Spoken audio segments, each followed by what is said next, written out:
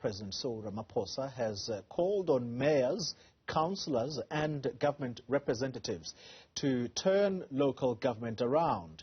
Addressing the South African Local Government Association's National Conference, Ramaphosa says effects of failure in local government are far-reaching. Let's get more detail now on what has come out of that speech by the President and what can we look forward to as part of these ongoing engagements. We speak now to SALGA's Acting President, Deon De Vos. Mr. De Vos, thank you very much for making the time to talk to us. I want to kick off the conversation with what I think is a very apt headline that was captured by the Business Day based on the address by the President to your conference yesterday. And they capture the President as telling SALGA officials to stop local government going off a cliff. To your mind, what was the President talking about here? What was uppermost in his mind? Thank you and good morning for your listeners and viewers. Now, I think the President's speech yesterday to the conference was very passionate, a very sincere address to the councillors and to all of us that we should really check up and turn the tide within local government. I think the President touched on all the issues which really affects municipalities, and he was very sincere that we should really this term make a turn for the better in serving our communities. Yeah. As you all know, SALGA as an organization is a representative of local municipalities. We do not have enforcement powers. Our powers is to lobby and represent as an employer. But I think what the President was asking us to assist with is to ensure that through SALGA, as the organization and the body to which municipalities belong, to really see how we can inculcate a culture within our members to ensure that we do deliver services and listen and talk to the communities. Yeah. What he really was talking about is that we must be engaging with communities regularly, and we must be honest when we engage with those communities, because an informed community, knowing what is happening in municipalities, will better understand the challenges, but will also understand their responsibility in ensuring that municipalities in their areas are successful, but also that what is it that they can do to assist that the municipal areas and the municipalities are servicing them properly. Mr. De Vos, we are really appreciate the inputs by the President. Sure. Let me pick up. Let's crystallize these issues, if I can use that term. You have maladministration that has been problematic in municipalities. You have corruption, and you also have just the inability to properly put together the books of municipalities in order for the Auditor General to look into the state of health of finances in these municipalities. What is it that is going to be done to try and arrest these issues? From a SALGA point of view, we have, before even the election started and the nomination process, approached political parties with a view to request them or to lobby them that when they do go for their nominations, they must try to get us credible candidates for entering the municipal space and to become councillors.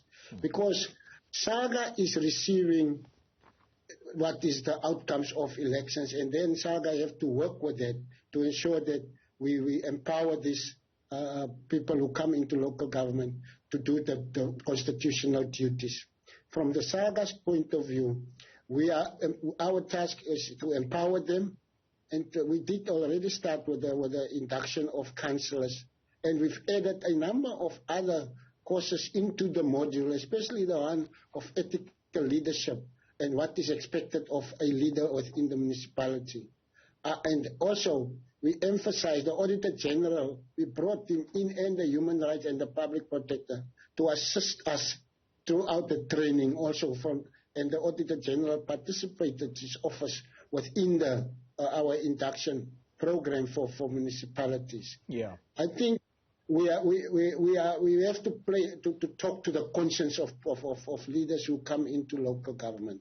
But another area which we are emphasizing is we must appoint the correct people with the correct skills and experience in municipalities. But appointing them without proper oversight will not assist. So we will try to empower our councillors to strengthen the oversight, but to ensure that the appointments of whoever we appoint in these institutions are the correct people for the task. It is in that light that SALGA, we can't enforce ourselves on municipalities, but is to form part also of these panels which are constituted to interview people so that we ensure that whoever is being appointed are people who are fit for purpose and can do the employment. Mr. De Vos, you touch on a matter that is absolutely at the heart of what is wrong with municipalities. In fact, the President has been going on and on about this himself for quite a long time now, and that is the issue of appointing people who are properly qualified into the positions in municipalities that in most times are key decision-making areas, because this is one sphere of government that is public-facing. In other words, I, as a resident, will go to a municipal office to get services, and those are the people that we get to deal with. When it comes to the appointing authorities, therefore, who is the appointing authority? Because I think South Africans may not be aware who the appointing authorities are of these hopelessly unqualified people. The appointing authority in a local municipality in our sphere is the council. It's council who appoints a municipal manager. Council constitute or take a recommendation in council of whom should that panel be composed of. And then council must get a report from the panels. We are of the view that that panel, it's prescribed how it should be composed of. But SALGA would like to be part, but you do find that some of our rogue municipalities, they just decided to exclude some other stakeholders who needs to be part of municipalities. We can't dispute it that there are those who are not just who don't follow the process, the proper process, which are regulated, maybe for their own malicious intentions. But what we would want to advise all councillors and all municipalities is to follow proper procedures in compliance with the regulations and the laws, which prescribes how you go about recruitment and ensure that the best outcomes and the best person comes in. We would also want to request all outside forces, those outside the municipality, to allow the municipality to govern its processes and to ensure that they appoint the proper people in those areas. Because for councillors, I would want to caution, whoever may influence the appointments and incorrect appointments, the people who will be blamed and who have to carry the flag are those within the municipalities, are those councillors and those people who take decisions to appoint. So no one should have an excuse that, no, I didn't have a free choice or was in the law to appoint, because we must follow the law. You use a very interesting term. You use a very interesting term to describe the appointment process. And you use the term, some councillors go into these interviews where municipal officials are appointed. They go into these with quote-unquote malicious intentions. Why would they go there with a malicious intention to appoint someone who is not properly qualified? What is the end goal? What I'm trying to say there is that we do found, and SALGA had some experiences where when they arrive at to be participating in panels, they are sometimes excluded, or things have been changed, or date of sittings have been changed, and so on. And that gives us an indication that there are some instances where some municipalities in some quarters wouldn't want to have some objective outside people to participate in the process. And the only deduction from that is that somewhere, somehow, there is something which outsiders should not be knowing in terms of implementing. But we would want, from SALGA's point of view, we would want to encourage our municipalities to stick to the rules, to ensure that they appoint correctly and they appoint capable and people with experience and capacity to change the face of local government. That is what SALGA's view is. We would want in each and every municipality to have skilled, capable people to be there. And councillors' task is to ensure that when those people have been appointed, that they are prepared to oversight them properly and keep them accountable. And where there's failure, there should be consequences for that. And that is some of the weaknesses within our areas. We are not strong enough on keeping the administration accountable. And even if we do find wrongdoing, there is no consequences for that. And that is what we would like to change. Yeah. And that is what we want to strengthen and empower our councillors to be fearless in their oversight, but also to be strong in where there has been some misconduct, that there's consequences for that.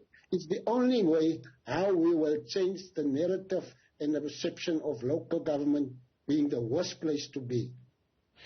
Mr. De Vos, let's conclude the conversation with this question, because it is unfortunately going to center around properly qualified people running these municipalities, if anything is going to change. And so my last question to you, if you look at the wide landscape of the 200 plus municipalities in South Africa, many of them are failing, and it is as a result of these improperly qualified people. If you were to give me a rate on a scale of 0 to 10, the municipal officials who are in these councils as we speak, who are in these municipalities, how adequately qualified are they on a scale of 0 to 10? I wouldn't go beyond 7%, because 7%. 10 out of 10, 7 out of 10. In most cases, let me say, when you got the qualified people, they are there. But it's the politics within the institution which is making those people not being able to perform. Because we can't solely blame it on saying that the staff of municipalities or the management is not qualified. They may be qualified 100% in some cases, but the politics which are operating within these institutions is making them dysfunctional and unable to perform their task. So unless we deal with the politics within some of these institutions and we create a sense of political stability and non-interference in the administration, so that these people can perform the task for which they have been appointed for, we will continue blaming and saying the people are unqualified, because there may be fully qualified people all over. But if there's no political stability and interference, then that administration will be able to change the situation within municipalities because of this political instability. So it's from both sides. We as politicians in these institutions, we must work towards supporting the administration in achieving the objectives of serving the people. Because if we allow them to do their work without continuous interference, then I think there will be progress. But I cannot just say it's just unqualified people which is the cause of municipalities not achieving their objective. We must admit that there's a lot of politics in these municipalities, and interference may also be a cause of what is delaying progress within these institutions.